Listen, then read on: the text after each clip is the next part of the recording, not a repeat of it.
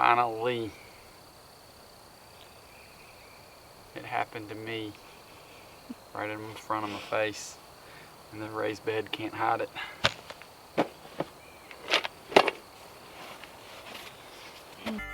Dean Family Acres.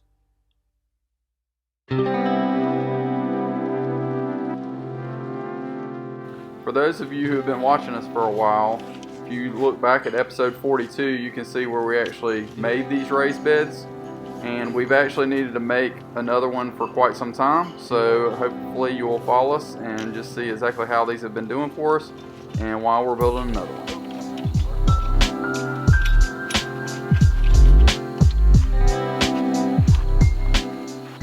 So it's been on the list for about a year and a half for us to build a 5th raised bed, and this is going to be specifically for asparagus.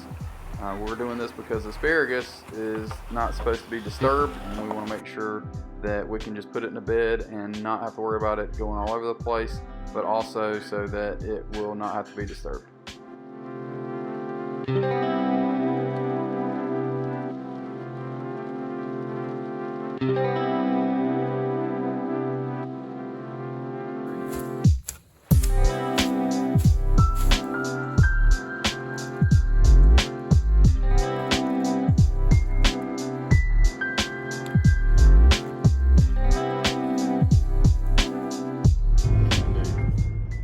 After we got the beds cleaned out, then it was time for us to go get some compost. So we headed to a local supply store to be able to get that.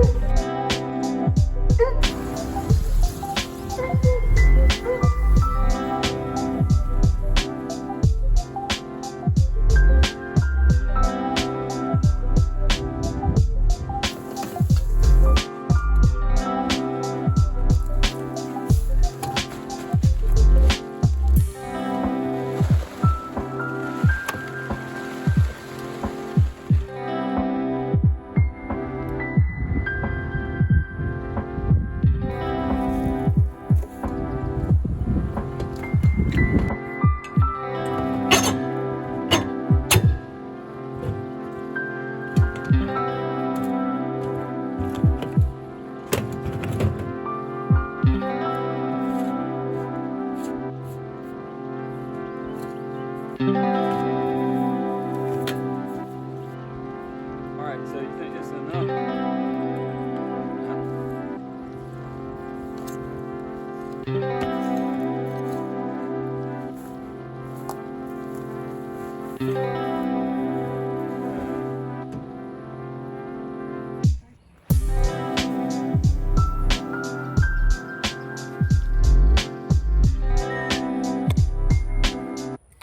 Hey guys, so we have gotten at least one bed filled in with some good mushroom compost that we picked up. You saw that earlier. Hopefully that's going to be beneficial. We tried earlier in the year to get some homemade compost out from under the rabbit hutch, and apparently I went a little too deep with the scoop and ended up with some clay. So I had to rake back through and get some of that out because that's not good. We got 3 more beds to do in regards to getting those fixed up to look like that. Appreciate you guys watching. Hopefully you're learning a little bit. If you found that mushroom compost or something else has been successful in top dressing your raised beds and or garden spot, comment down below. Let us know exactly how that's gone and if you got any recommendations. Thanks so much for watching, guys. Just continue to follow along.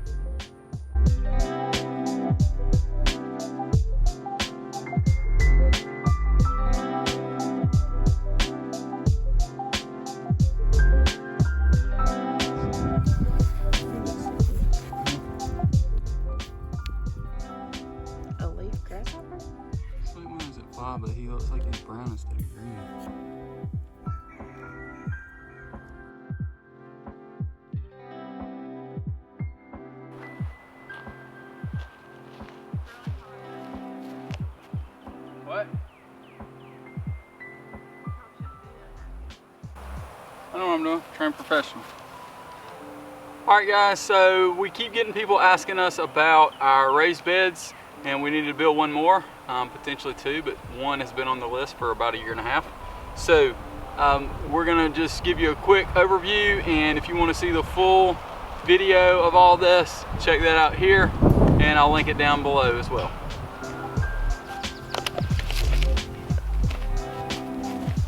They were out here still? Viruses? Is that what they bought?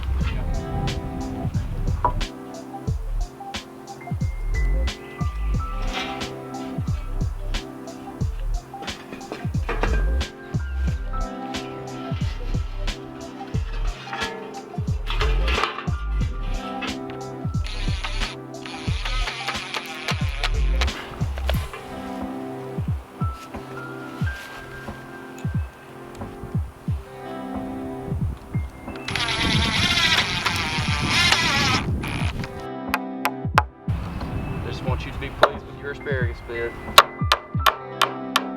Started in 20 something, finished in 2022.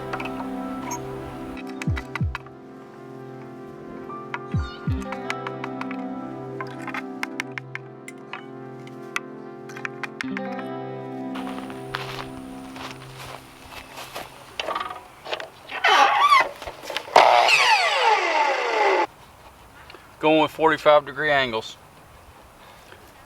That doesn't always work out though. At least not when you're using repurposed material. And we need to go the other way.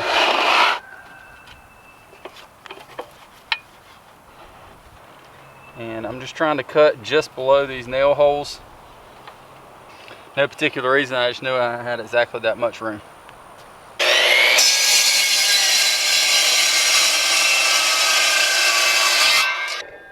Ooh, smells good. So this part's the absolute worst. I hate working with angles. They never line up right, especially when you're using reclaimed lumber, which that's how we keep these under $9 per raised bed. So basically I got my one cut at a 45. I'm using my piece here to use for width, and I'm using my angle, actually my square here, lining it up. It ends up being approximately at the 1 right here with a 2x4. These are not 2x4s and they're not exact, so you'll have to modify your measurements, but you want a little bit of overlap on the inside and outside, because you definitely want your metal to be covering. Alright, circle the one you want to cut. What I did was I screwed these on each end. Again, I'm using reclaimed material, so it makes it interesting and takes longer, but it makes it more affordable. If you're using rough cut lumber or whatever, as long as you're using the same size, then you won't have a problem. My issue is made part of this frame out of cedar, and it was kind of seconds or coals, so nothing is really cut to exact dimensions. So it's smaller on that end than this end. But we're gonna make it work. So I screwed it on one end, lined it up, had the kids or my wife help hold it, and marked everything. And then now we're gonna come back and cut these, and we'll do the same for the cross 2x4s here. As you can see, my angles aren't perfect, but they'll work. I'll come back and I'll just trim this edge off.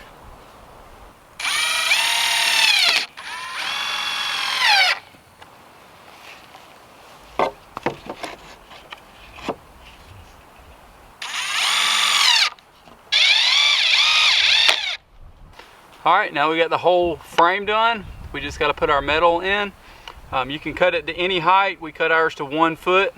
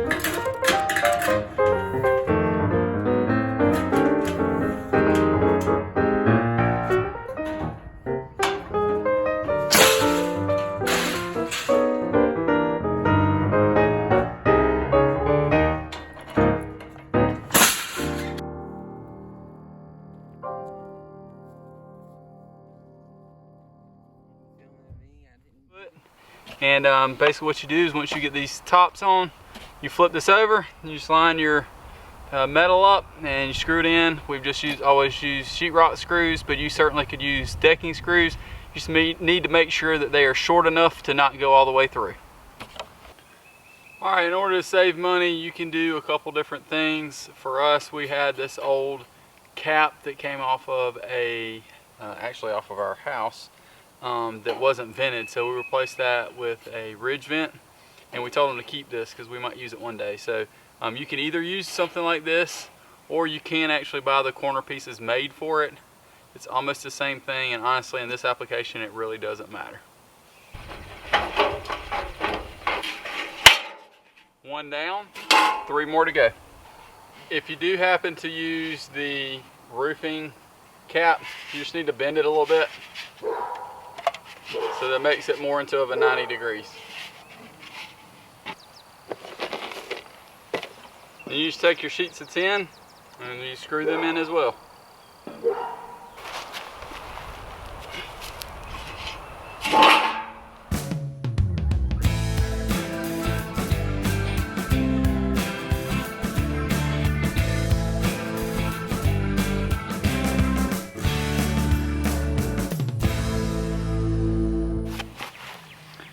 These screws are a little bit long, at least on this board. This side over here might be all right. A little bit long, so I'm having to go in at an angle. Again, it's what you get for saving money. And I forgot, you usually want to do the corners first, so that this one overlaps it.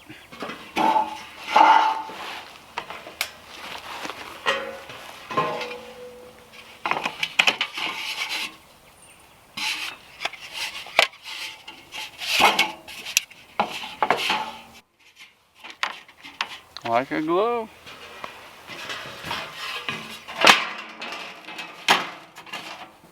I usually just try and put one at every rib.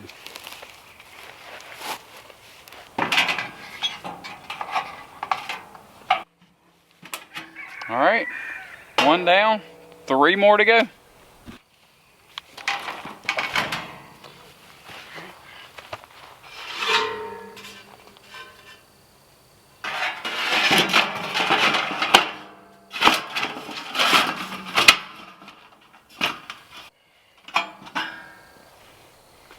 Finally, it happened to me right in front of my face, and the raised bed can't hide it.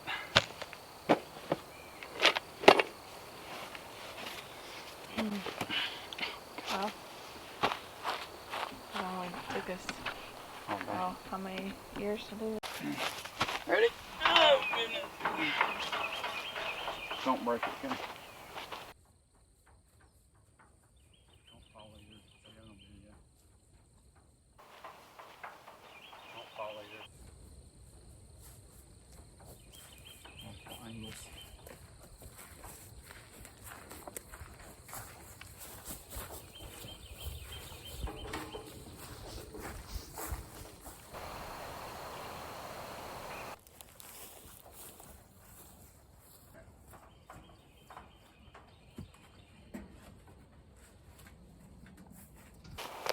Alright guys, so hopefully you were able to see exactly how we built that 9x3x1 bed, and we've got under $9 into it. Each sheet of that metal is 1 foot tall, and that cost us $1 each piece.